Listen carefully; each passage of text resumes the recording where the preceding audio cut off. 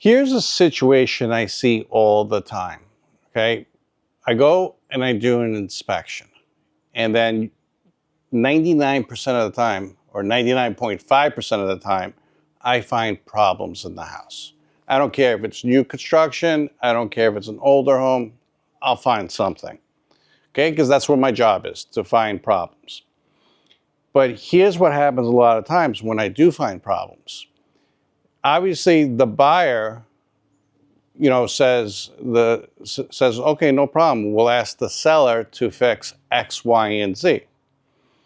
And I've been seeing this more and more that the seller comes back and says, no, I am selling it as is, where is.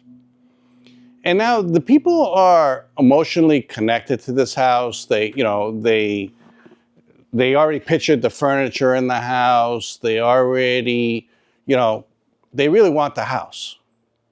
And what do you do in a situation like that? Do you buy the house and take the risk of what does it mean, as is, where is? And that's what we're going to talk about today, because when people are selling something, and usually, especially if they tell you, hey, I'm going to sell this house, but forewarning, the house is being sold as is, where is, that's a big, big red flag to me as a home inspector. I'm like, okay, they must know something that they might have not disclosed, as is, where is. And my job is basically, it's like a little bit of a game. It's like, all right, let me figure out what they mean by as is, where is.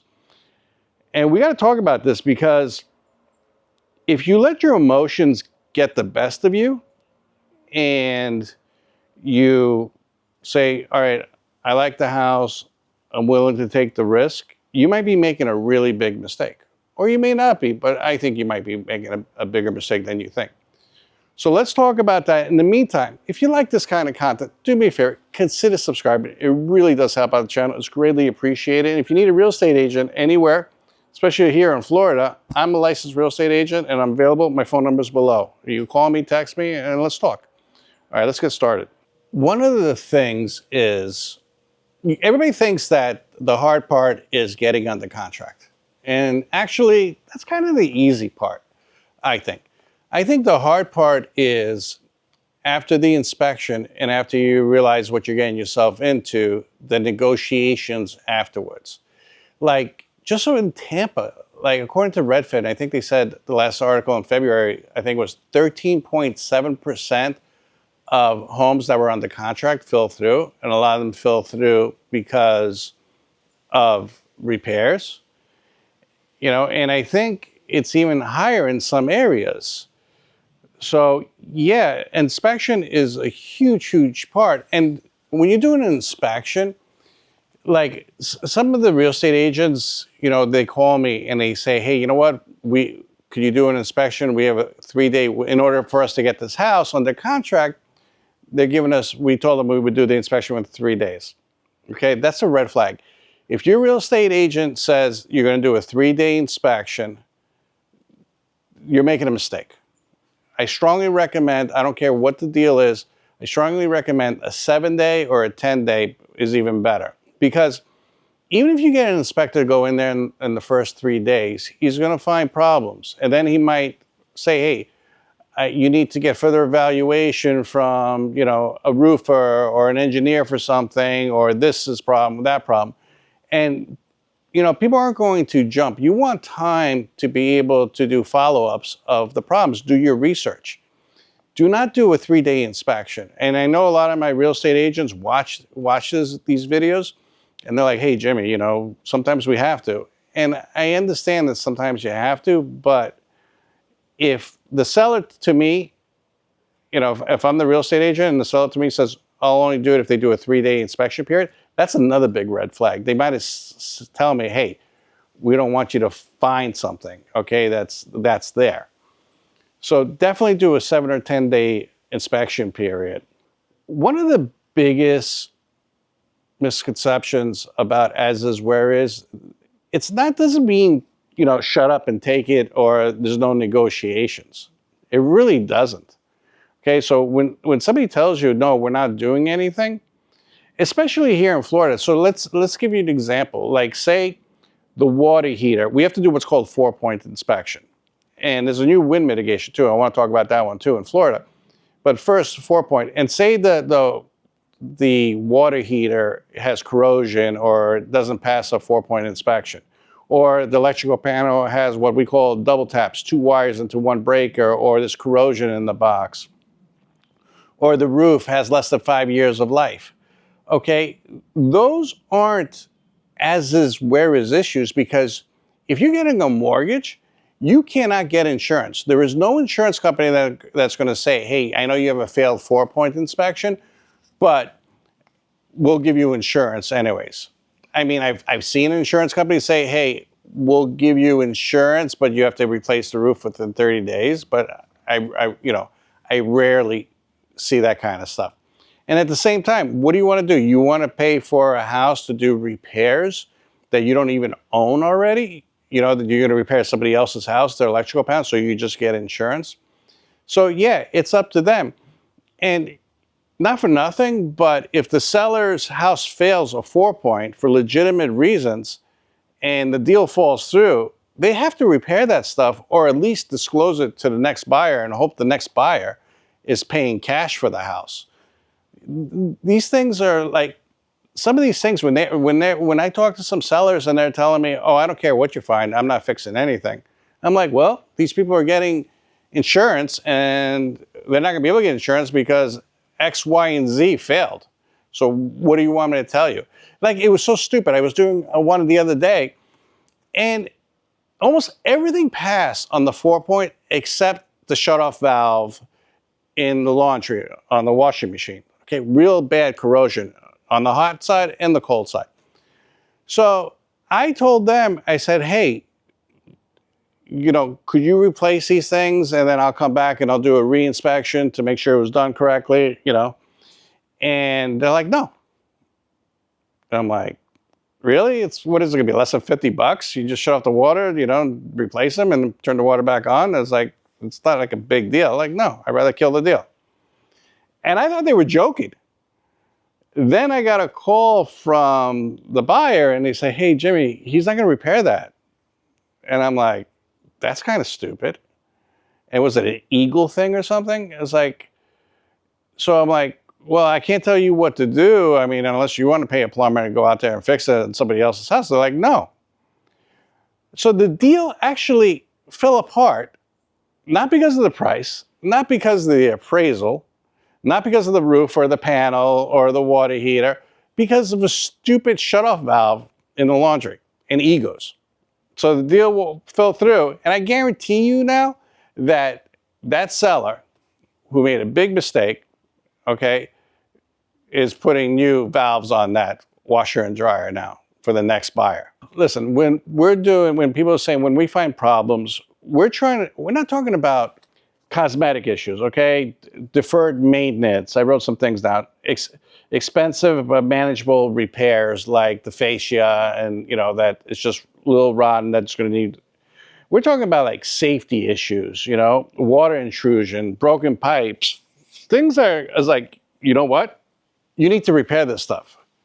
Because when somebody says to me, hey, how's the house? I can't tell them. I could just tell them what's wrong with the house. But I kind of say it's immovable, it's in condition that you can move in. But sometimes the house is so bad with safety issues that, or plumbing issues or roof issues, that I say, hey, before you move in, you really need to check out X, Y, and Z.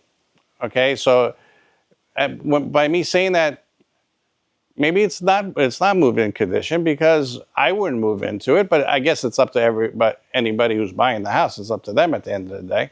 And the other thing, I want to go back to short inspection period because I don't know why lately people have been asking for these 3-day inspection periods, which is freaking stupid.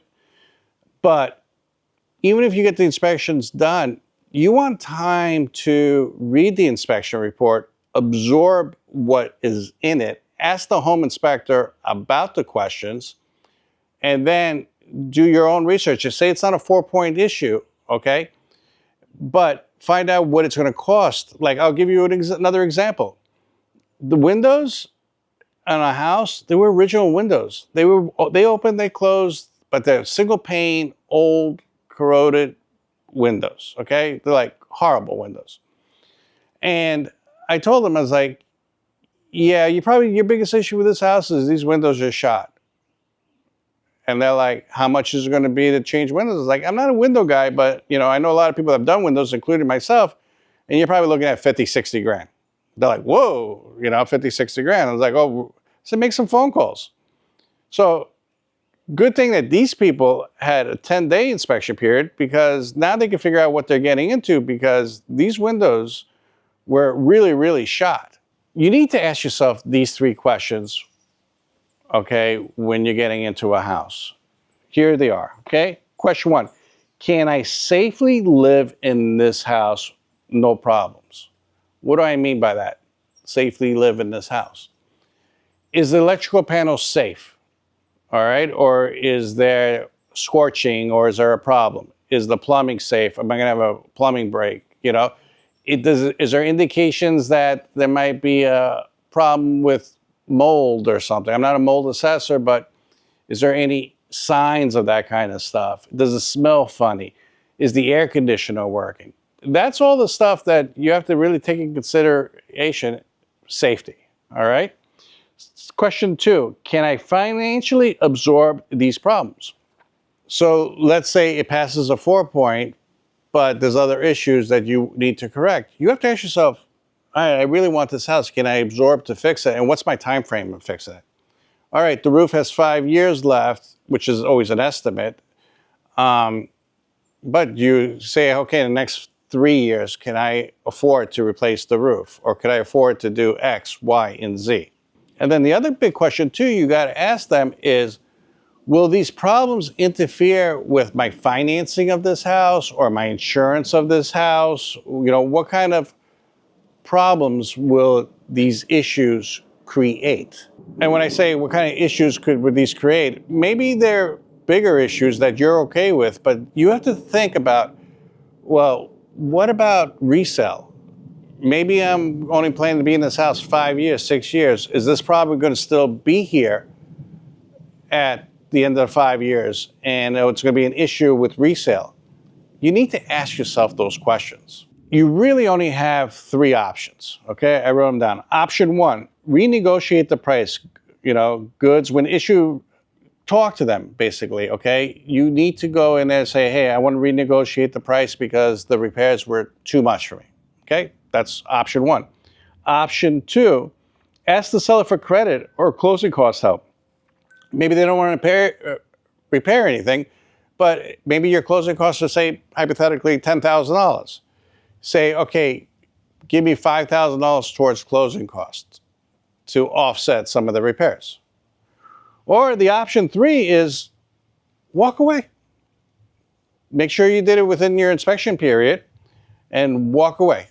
And say, you know what, there's plenty of houses out there. I'm not going to buy this house. If you're not willing to work with me, I'm leaving.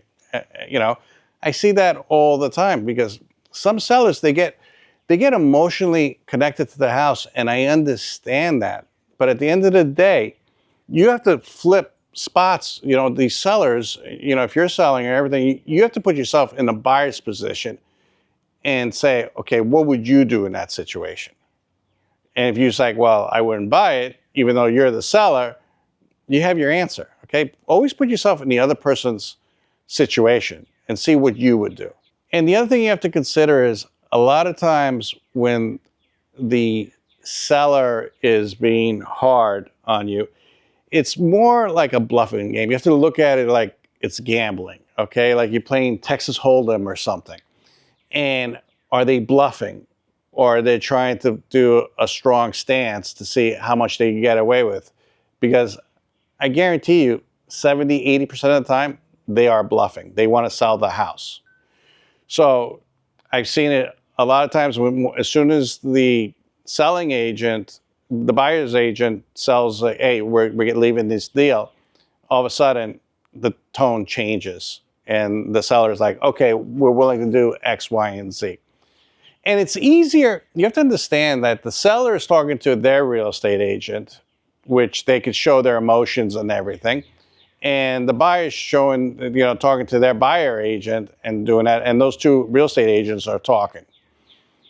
And if the seller was talking to the buyer directly, I think it would be a different situation. But that's not the situation. It's easier to kind of argue with your real estate agent than directly to the buyer or the seller and say, hey, I want what I want, and put up, and it's not just the sellers. Some of the buyers are very unreasonable too. So it's not sellers, but it also is buyers. Me personally, if I was buying a house and I ran into a situation that I found problems and I wanted fixed, I would want a credit more than the repair, unless it's a 4-point issue. And the reason why I would want that is because I know I'm going to do the repair correctly. So think about it. If you tell somebody, hey, I want, say, a roof repaired, okay, as part of the deal, they're going to find the cheapest contractor, the cheapest roof that they could possibly put in on that roof, okay? But if you went out and got prices and you asked them for a credit, say the roof is $20,000, and you're like, hey, I want a $20,000 credit. The seller might go for it because they don't have to go through the hassle of putting a new roof on and just hand you the $20,000. Now you could pick and choose what roofer you want to use, and you might want to spend $21,000, $22,000 and put that extra better shingle or put peel and stick down before, underneath the shingles. So I personally rather have a credit than a repair, unless it's a 4-point issue because you won't be able to get insurance. At the end of the day, when I'm buying houses, I'm trying not to be emotionally connected to the house. It's so hard to do, but I'm not trying to be emotionally connected. After I finish the negotiations with the seller, okay, or the buyer, I'll do a financial sheet and see if it makes sense. If it doesn't make sense financially, I would walk away. But that's me personally. I would give a little credit to, I really love this house. I get butterflies in the house. Oh yeah, I will give it a little bit of credit on that, and maybe I could push it a little bit more. It's like, all right, I want to buy that car, or but maybe I'll spend a little bit more and get the sport model of that car or something like that. It's one of those things. You got to really think about it and all that. So I wanted to touch base on the wind mitigation. The wind mitigation's changed in Florida, okay? And the wind mitigation is basically how the structure of the house handles the wind loads on the house, how the roof is connected to the walls, the straps, what kind of windows there are, blah, blah, blah, okay? I'm not gonna get into what that's all about, but now on the wind mitigation, if there's a crack in the window, we have to put it on a wind mitigation. So pretty much now a cracked window or a broken window might affect you getting insurance. I just wanted to throw that out there. Anyways, that's today's video. Do me a favor, consider subscribing. It really does help out the channel. It's greatly appreciated. And remember, if you need a real estate agent, my phone number is below. And watch this video right here or here, but I think it's going to be over here. And we'll talk to you next one. Thanks and have a great day.